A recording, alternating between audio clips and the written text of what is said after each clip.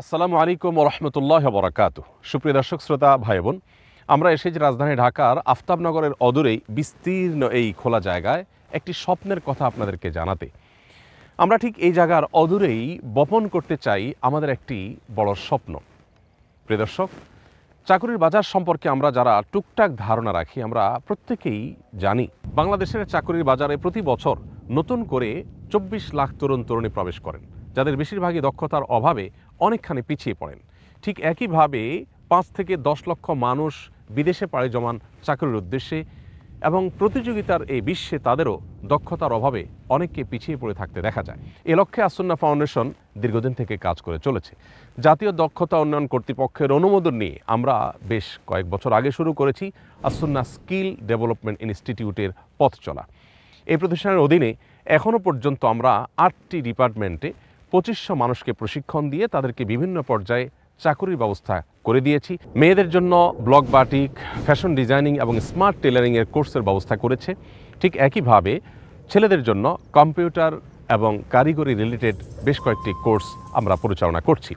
সেই সাথে জুতা শিল্পে উদ্যোক্তা তৈরি, সে প্রশিক্ষণ, ড্রাইভিং প্রশিক্ষণ সহ নানাবিধ প্রশিক্ষণ এখনও পর্যন্ত আমরা পরিচালনা করছি, এবং এই সমস্ত প্রশিক্ষণ থেকে এই যাবৎ ২৫০০ মানুষকে প্রশিক্ষণ দিয়ে আমরা তাদের কর্মসংস্থানের ব্যবস্থা করেছি। কাউকে দিয়েছি চাকরি, আবার কাউকে আমরা উদ্যোক্তা হিসাবে গড়ে তোলার চেষ্টা করেছি। ২০২৬ নাগাদ আমরা ১০,০০০ মানুষকে প্রশিক্ষণ দিয়ে তাদেরকে আমরা উদ্যোক্তা হিসাবে গড়ে তোলা বা তাদের কর্মসংস্থান সৃষ্টি করবার লক্ষ্যমাত্রা হাতে নিয়েছি। এটাকে প্রতি বছর ১০,০০০ করে উন্নীত করে একটা পর্যায়ে আমরা ১ লক্ষ মানুষকে প্রতি বছর প্রশিক্ষণ দিতে চাই।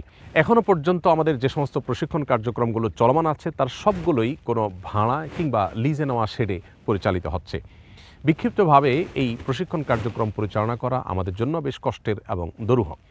সেজন্য প্রয়োজন আসুন্নাহ স্কিল ডেভেলপমেন্টের নিজস্ব একটি জায়গা, যে জায়গায় বছরে অন্তত ৩০,০০০ মানুষ প্রশিক্ষণ নিয়ে তাদের বেকারত্ব দূর করবে, দক্ষতা সৃষ্টি করবে এবং তার সাথে সততাকে সমন্বয় করে তারা এই দেশকে বিশ্বের মানচিত্রে মাথা উঁচু করে দাঁড়াতে সাহায্য করবে।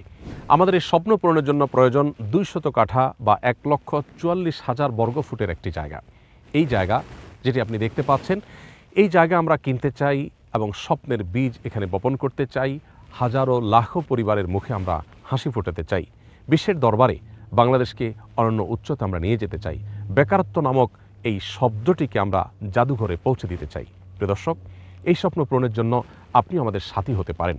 ২০০ কাঠার এই জায়গায় আমরা ৩০,০০০ মানুষকে প্রশিক্ষণ দিয়ে তাদের দক্ষতা সৃষ্টি করে তাদের কর্মসংস্থানের ব্যবস্থা করা, তাদেরকে উদ্যোক্তা হিসাবে গড়ে তোলার স্বপ্ন দেখছি।